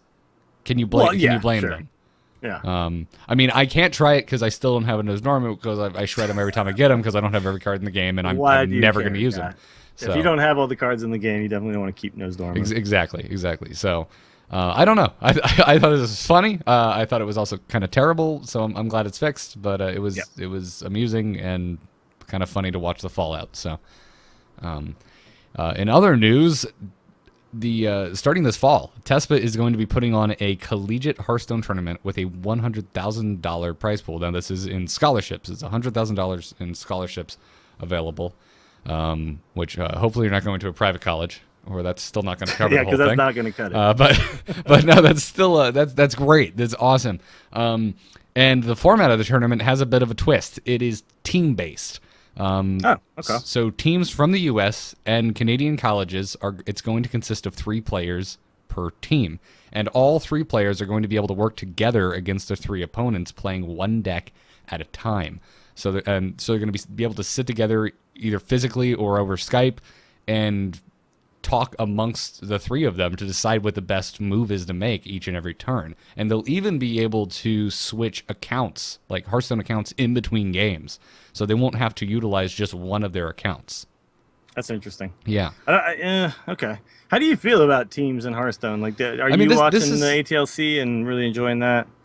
I'm kind of just waiting for it to get to the finals, to be honest. Yeah, I watched it like in the first few weeks, and I'm like, okay, this is cool. I think this is a really interesting format. But it's like there's so many darn tournaments going on, and ATLC is taking so long that I'm kind of like, I'll just wait till this gets to the end. It's tough because it's a really long season, but it's just interesting to me that like it's such an individual game, and people are constantly, I feel like, trying to force teams into the scene, into the competitive scene, and I don't know if it really needs it. I mean, I like it sometimes. I think it's got a place, but it's funny to me how many tournaments are actually trying to kind of utilize this. Yeah, and this particular thing where you're allowing teammates to sit together and kind of debate about how to play, which is actually something you and I have done a couple times when we streamed together. Wasn't this done on ESGN like forever ago? Well, they did, yeah. So ESGN had like a special match or whatever where they all built the decks together and then they like played. And then there was actually another tournament that Archon did that was a team tournament, but they had 2 players playing. And I think it was Strife Crow and Kalento actually won the tournament where they would talk over the turns. Mm-hmm. But it's essentially, I mean, you just got a tournament where everybody ropes every single time. I don't know. I don't know how much I would want to watch it where they're like debating everything on turn. Right, 30. and that was part of the thing. I remember that from ESGN. It's like, well, we all couldn't really agree. And I get that. Like, that's what happens when you get those minds together. But I think it's cool. I think, and especially from like a college perspective, I like that. And we talked to Crip about is the social aspect of a game like WoW part of the reason maybe a lot of us look back on it so fondly, and it's definitely the case for me. It's definitely for the reason why I probably end up playing Heroes if I'm in front of my computer at night and I just want to have some fun more than I end up playing Hearthstone. Because all my friends are on Heroes. I want to play with my friends. Like that's true. And I get that. So I don't know, and I'm curious that they don't have details on like what I don't know how to best put this. What type of event the finals are going to be? Because I'm like, oh, TESPA's involved. It's a collegiate tournament. Are we going to have like a redo of Heroes of the Dorm? Are we going to get like Hearthstone on ESPN2 or Hearthstone something? on ESPN2 with some big crazy production values and whatnot? And I'd be really excited to see that. But there's no details. Really no details about that. But whatever the case, I mean, I don't know. TESPA runs a tight ship. They do good stuff. So I'm kind of excited about this. We haven't really had a spotlight on collegiate Hearthstone. So This is true. Yeah. I think this would be kind of cool to follow. So, as for the regular, like the format, how it's going to play out, other than the fact that it's teams of 3, it's Conquest, it's best of 5, so nothing too crazy there. The twist is that it's 3 people kind of playing as a Hydra. There's a lot of Gosrilla jokes in the PR statement for this. Yeah. So, I mean, I'll definitely be checking it out. I'm interested to see how they pull it off. And you're right, TESPA's a class organization, so I'm just glad they're putting that this even exists. TESPA, yeah, like somebody that's putting money into collegiate esports. That's awesome. Yeah, it's absolutely great. And again, like I said, just because of Heroes of the Dorm, I'm excited. Even if this doesn't end up being that kind of thing, but I feel like that kind of. I really hope it does. I do too. Yeah. I absolutely do, because that was such a great event. Maybe less cutting back to the to audience members when there's a crazy team fight going on, but other than that, really less good WoW job. guy. All right. Yeah. Hey, you leave Cattle Prod alone. He is a hardcore listener awesome. of Into the Nexus. We love Cattle Prod. He's in our chat room almost every Thursday. And then also this week, we're not done with silly Hearthstone, guys. There was a 16-minute Hearthstone turn. Yeah, I actually watched most of it. Really? I found myself just putting it on. It wasn't like I paid attention to it and just sat there intently watching knife juggalos go off. But I did watch it until about like 10 minutes in, and I was like, you know what? Let's just see how it ends. And then I went to the end. So yeah, you might know. This is probably a giveaway for how much I tinker around on YouTube, but I just found out you can speed things up. So like, yeah, you can put it on like 4 times. Yeah, I put it on 2 and sort of watched it all the way through. So if you missed it, we'll have a link in the show notes, amove.tv/TAC. Look for the episode 102 post. It's not up yet if you're watching live. I always say that because the chat room's always like, where is it? And that is, I'm sorry, that's not. That's what Garrett voice. thinks you all sound like. Yes, exactly. If you missed it, it was another case of a perfect board state. This was a priest with a Thought-Stolen Dreadsteed versus a warlock. They both had the exact same board, which was 2 super buffed knife jugglers and 5 Dreadsteeds, which was the priest buffed up a bunch of knife jugglers, and then the warlock faceless manipulated those 2 jugglers. So they had a mirror board state, and one of them killed 1 Dreadsteed, which caused this perfect chain reaction of just infinite knife juggles between everyone's knife jugglers. Yeah. And it went on for 16 minutes. Yeah. And then in the end, I think it ended because it like everything. One of the knife jugglers died or so. I don't know. Watch till the end. Yeah. Or don't watch till the end. Skip to the end. I recommend everybody skip to the end. Watch to when it's once you get the gist. Watch to when the juggle begins, and then just skip to the end. Yeah. There you go. Perfect. But that's how you view it. It's crazy, and spoiler alert: they both die. Yep.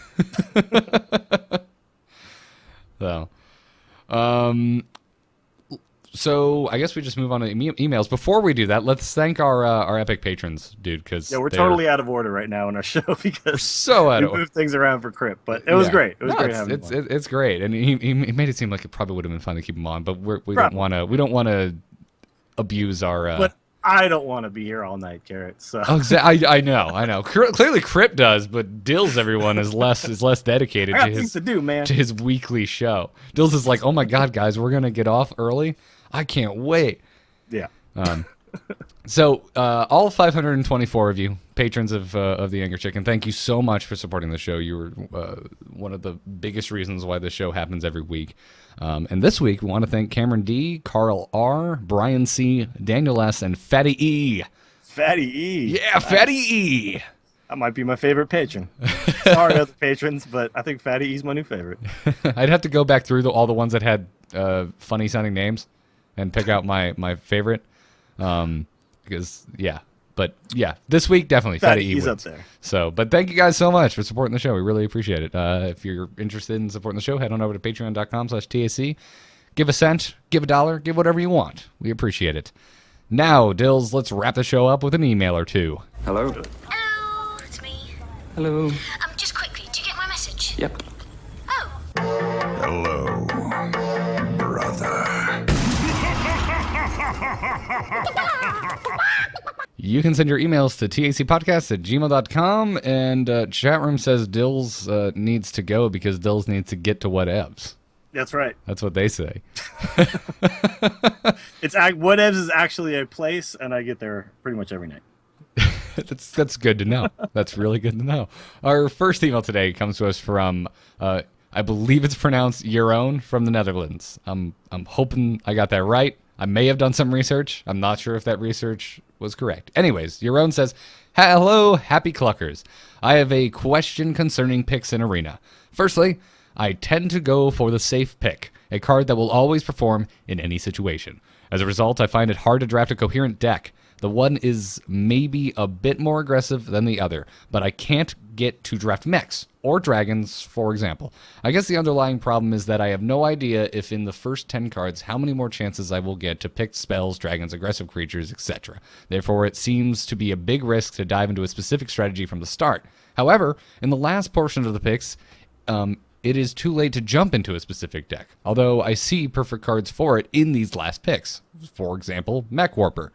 Could you give me some advice to navigate through the picks to get a linear and cohesive deck without taking too much risk? Thanks. And thanks a lot for the show." Wow. Okay. Well, first of all, I'm going to suggest Hearth Arena because they do a great job. It's Adwakta and Merps, and for anybody who doesn't know, we've been talking about their stuff a lot in Arena a lot lately on the show, which is great. But if you are having trouble with picks, that's just a good place to start. It'll kind of break them down for you, and you can adjust accordingly based on your own experience. But it's a really good starting point. But you're absolutely right, and I don't think there's like a way around this really. In the first 10 picks or so, you're just kind of picking the strongest card of the three, and you're not too worried about what your deck is actually shaping up to be. And then as the draft goes on, you have to adjust more for synergies. So you have to just kind of start taking into account cards that will work with other cards. But there's no like perfect way to do this, and you're not going to be able to say at the beginning of a draft, I'm going to draft an aggressive deck, I'm going to draft a control deck. It's just gonna happen or not. Like that's why every Arena draft is different and interesting and fun. Is that you never know what kind of deck you're going to get, and oftentimes you end up with essentially a mid-range deck. That's what you most of the time end up with. So you just got to kind of take it for what it is, man.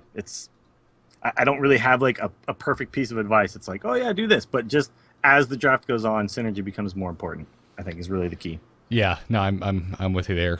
I feel him because sometimes you see like, oh, Mech Warper, I kind of just want to go see if I can make a mech deck, but it's so insanely dangerous to do that in the early picks. It's like, if you go back to really early episodes of the show when we talked significantly more about Arena, one of the first steps we give is don't try to make don't go in thinking you're gonna make some type of tribal deck. Like it's not gonna work. Yeah, but there are some cards that are just like Mech Warper is a fine card on its own, whether you have other mechs or not. It's a 2/3 for 2, right? So that's totally fine. So sometimes you end up where I get a Mech Warper early on, and I just pick it because it's a 2-drop and it's a fine card. And then at some point later, I get something like a Harvest Golem or a Mech Yeti or a Piloted Shredder, and those cards become more powerful because of the fact that you already have the Mech Warper. But it's not like you're not going to get 30 mechs. You're not going to get, Yeah. And sometimes like I pick like Draconid Crusher a lot because it's a 6/6 for 6, even at its worst, right? And that's fine. And then later I get a Blackwing Corruptor, and I'm like, oh, I can pick this because I already have a dragon. But it's just, you can't do that at the beginning. I've definitely had times where I picked Mad Scientist at the beginning of a Mage draft thinking, oh, well, I'll get a secret at some point. And then I just don't. And then I have a 2/2 for 2, which sucks. So, you just got to watch out for that. And you got to understand, like, sometimes you take a risk and it doesn't pay off. Sometimes it does. But I wish there was a hard and fast rule. There just isn't. It's just a matter of experience, and definitely try out Hearth Arena, man. It sounds like that would help you a lot. I tried it for the very first time today. Oh yeah, it's great. Yeah, we gotta have those guys on, by the way. I do have really to say, I feel a little bit like I'm cheating. Sure, I definitely get that feel, and I'm just cutting off the pass. I feel like we're gonna get emails from people because for whatever we get anytime we say, oh, go in that deck, we get people who complain. It's like that's not how you should play the game, and it's like, well, first of all, that is an opinion, not a fact. But I don't know. But I like it. I'm so impressed by how well it works. Yeah. Well, they spend a lot of time. I've talked to the guys who worked on the algorithm. They spend a long time on it, and it adjusts as you pick. It's not perfect, but it's a great starting point. And yeah, the guys who made it actually have expressed interest to me that they want to be on the show. So we'll have them on at some point. And Oh, absolutely. We'll crack into this a little deeper. Maybe next month. We've been a little guest heavy. Yeah, that's a good point. Yeah, we haven't done just a show with just the three of us. We haven't had a host show in a while, yeah. Yeah. And we didn't even mention it. Top of the show. I feel so bad now. Yeah, Jocelyn's on a plane, so she couldn't be here tonight. But we that mentioned was actually Jocelyn doing her Cripparian cosplay that we had on the show it's earlier. really good, guys. She has one of those amazing at mask cosplay. makers from Mission Impossible movies. It's so crazy. Speaking of cosplay, how's Dragon Con, dude? Holy crap, man! We shouldn't talk about it too long, but how was Dragon Con? I haven't talked to you at all. You know what? Let's save it for the we'll save it for the after show. All right, after show. We'll stick around and talk for like 10 minutes if you don't mind. No, that's totally fine. I'll give you guys my full Dragon Con breakdown.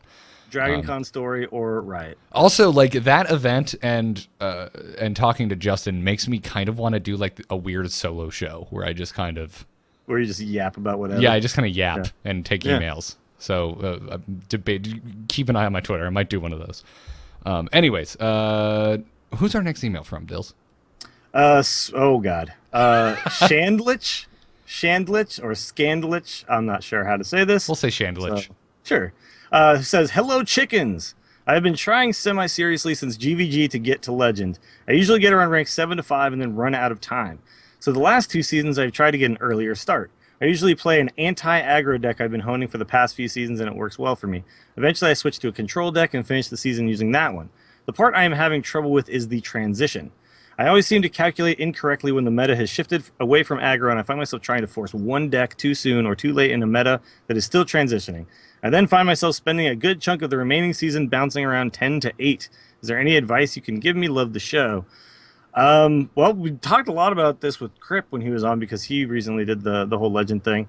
I don't know if I can give you advice on like when to switch from one deck to another if that's your strategy, but you might do better just sticking with one deck, picking a deck that you think is good in the current meta like all the way through and just going with it than trying to find a perfect point to pivot. So and swap in and swap out tech cards as need be.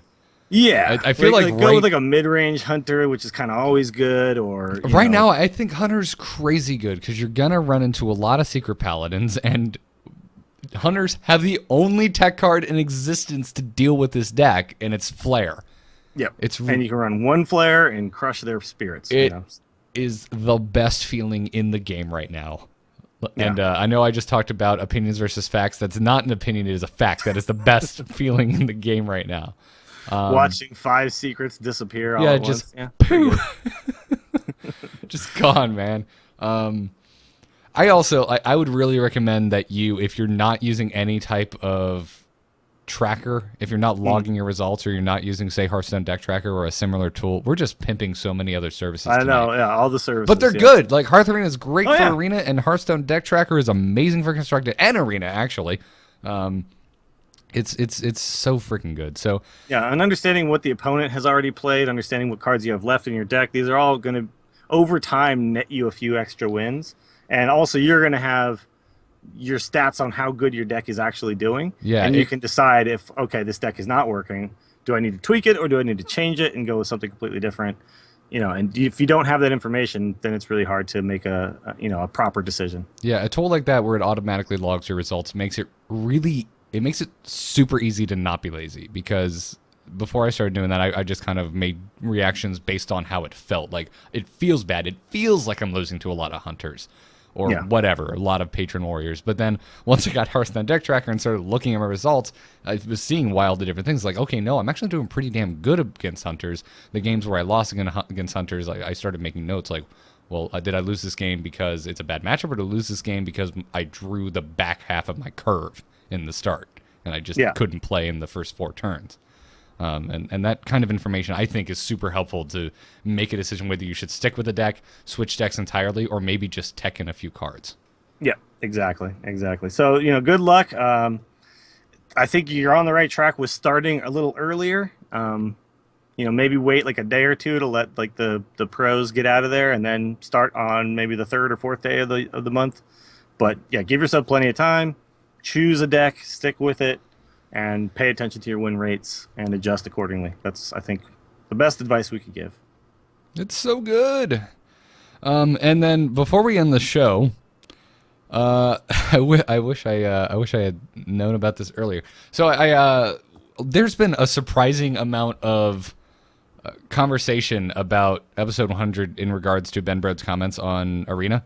And a lot of the feedback I was seeing, a lot of people were like, "Oh, that's great that there's a higher chance of getting the new cards in your Arena draft than the old ones." A lot of people were super happy about that, but the only kind of dissenting thing was that everyone was like, "Well, why are we just finding out about it now on why were we on not the told Your this? Chicken 100 as opposed to in patch notes?"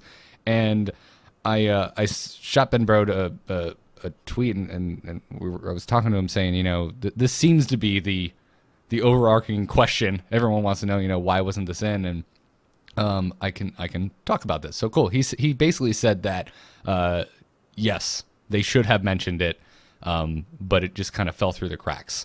And that this happens to hundreds of small improvements in Hearthstone that they just don't make it in. We see this in other games. Kyle and I on Into the Nexus, on the big patch day, on that week, we'll talk about all the patch notes. And then the following week, almost every single time, we have undocumented patch changes. Yeah. So it's not exclusive to Hearthstone. And Ben even said that they've been having meetings to try and make all of this type of information, getting information to us, better. Yeah. So and it's people can kind of bitch and moan about the fact that they didn't tell us this stuff, but the truth is, to actually communicate every tiny thing you do in every patch is a really difficult process that involves, you have to meticulously note every change that every engineer is making and things like that. And it's really easy to just let something slip and just forget or whatever. And, look, we found out about it at some point. I'm glad that Ben was so upfront about saying, oops, we should have said it, but we didn't. So I'm willing to give him a pass. And I'm really glad that at least they're receptive to talking about it at this point. And it's just one of those things. It's I'm not going to rage over that. We found out eventually. No, I'm not going to. I mean, granted, I think something like that should absolutely be mentioned. Yeah, it's important enough for sure. Yeah, but I mean, it's mentioned now. Obviously they're aware. Yeah, okay, right. Folks are having this big of a reaction. We should probably mention this from now on. And it's looking like that'll hopefully be the case going on from here on out. But if you really think about it, Blizzard as a whole has been so communicative about so many things, right? Right, and that's the thing that surprises me. I mean, like I said, not to shine too much of a spotlight on the voices of dissent, because a lot of everything we read was super positive. Everyone's like, "Holy crap, this was a great episode," which was actually really surprising because Reddit in general has not always been that way to content makers. So right, but the what I saw is kind of aggressive standpoints. The things that surprised me the most were the people being like, "Oh, they're just listen to them talk. They're clearly Team 5 is only about the money, and they only make all these and they clearly don't care about this specific thing that I think they don't care about that I clearly do." And that I just don't get. That's not the vibe I got from Ben Brode at all. And no. I never have. Every time he's on the show, I'm just like, wow, this guy is surprisingly open about talking about the inner workings of how this game is made. Yeah. So I don't know. I mean, I don't think this historically has been the behavior of Blizzard on a lot of other games, especially when we were covering StarCraft back in the day. So yeah, it's changed over time, and I think guys like Ghostcrawler and stuff have kind of proven that you can just kind of get out there and say stuff, and it's okay. And he's been a big part in why as new games come out, they're a little more communicative than they used to be. Yeah, and even then, I remember seeing so much hate towards Ghostcrawler. It's like, what's wrong with you? The dude's out here just bearing his Warcraft soul. This is what we want. What do you want? You can't please everybody. No, absolutely not. So I'm stoked about it. I'm really happy about the positive feedback we've seen. So guys, thank you so much for sending it. We're still getting congratulations emails for the 100th episode. So thank you guys for that. That's so damn flattering. So this one just went in and was like, yeah, Garrett should quit the show. I'm joking. No, everyone was great. Well, I mean, it was a big moment for us. It was and it turned out that it was a big moment for the game, which I think was cool, and we didn't really see that coming. No. So that's pretty cool to be part of something like that. So. Absolutely. So. Yeah. That's going to do it for this week's episode. Thanks again to our patrons. If you want to support the show, go to patreon.com/TAC. You can also leave us an iTunes review. Thank you to Bents19, Renofox, Cinnabus, Maimon495, and I'm Ron Burgundy, who wrote Awesome Show, Mother Clucker. Thank you for your 5-star reviews. Also, if you entered our giveaway contest, either on the Patreon for the mug and the bottle opener, or over on the TAC Podcast subreddit for some bottle openers and a keychain, congrats. Don Eld, you are the patron who won the mug and the bottle opener over on the Patreon. Nice. And thanks to our TAC Podcast Redditors, Strix Voxia, The Rational Pie, and Farfin. You should all have messages asking for your real names and addresses. Please send those, and I will get them shipped out to you. That's awesome. Yeah. That swag is amazing. Yeah. I want to get back in touch with Steven, who donated those, and see if we can't maybe sell those mugs, because they're dope. They're so cool. Should we tell people that starting next month there's going to be more TAC content because of our awesome patrons as well? Yes, absolutely. I don't think we've actually formally announced this. Yes, we should. So we've reached a new milestone on the. First of all, Patreon is now per episode. We made that change. We also added a bunch of new milestones, and one of the ones that has been reached is for a second episode of The Angry Chicken every Thursday, strictly about Tavern Brawl. It's going to be a shorter episode. We're going to aim for 30 minutes. Knowing us, we'll probably go over and hit 45. Probably, yeah. And it's going to be about the Tavern Brawl. And we're stoked, because we never get to talk about it in a timely manner. We're always talking about it on Monday. No, we don't get to delve too deep into it, honestly. Yeah, because it's, we do the show on Monday because it's the best time for all of us to get together. But it's looking like we're going to be able to get together earlier on Thursdays for a shorter amount of time and talk specifically about Brawl the day after it comes out and get you guys ready for it for the weekend. So patrons, you're going to be getting that first. It'll still be going up on the audio feed. Don't worry, everyone. You're just going to get it a couple days after the patrons.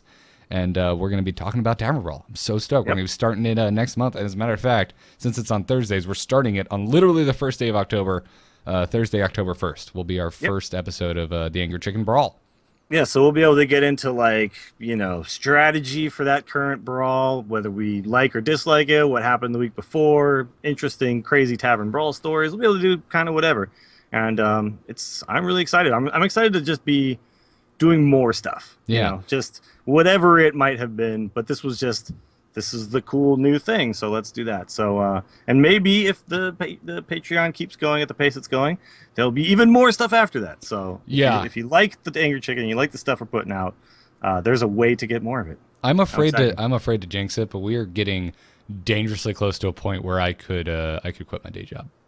Yeah, and we could just make content all the time. I'm very excited about that. Which was the goal once we, we all want to do this for a living. We all really enjoy doing this, and it's becoming possibly possible because of all of you guys, and it's kind of amazing. And so, we really, really appreciate it, and we want to make stuff for everybody every day if we could. Yeah. Yeah, so it's just awesome. And it's a crazy year for all three of us too. I mean, you're moving, Jocelyn's moving.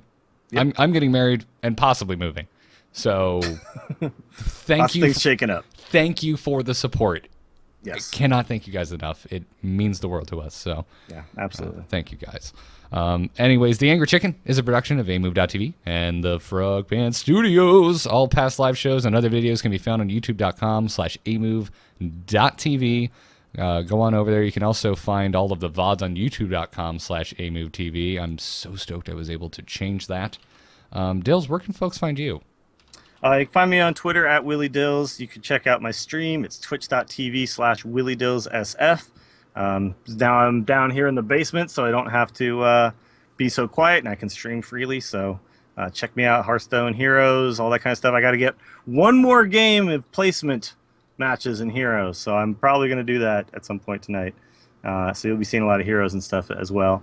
And then check me out on The Instance, the World of Warcraft podcast on Fridays, and Torturecast podcast by and for the fans of the San Francisco Giants, who totally suck this year. Hey, it happens. It is called Torturecast. We had a ton of. There's got to be a little torture in there. It happened, yeah. Yeah, that's. I'm sorry. It's okay. If it makes you feel better, been a Yankee fan most of my life, and it hasn't been too hot over there for a long time. So, Anyways, I also want to thank our patron producer.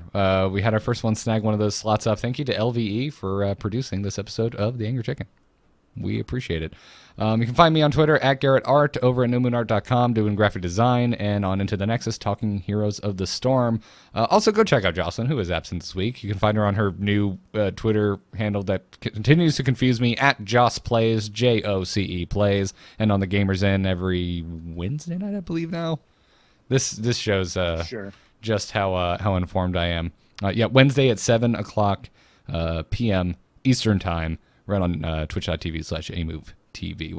She should be back next week, unless she got lost in the Bermuda Triangle, or whatever the Canadian equivalent of that is. So, yeah. Good stuff, folks. I think it's the Bermuda Triangle A, is what they call it.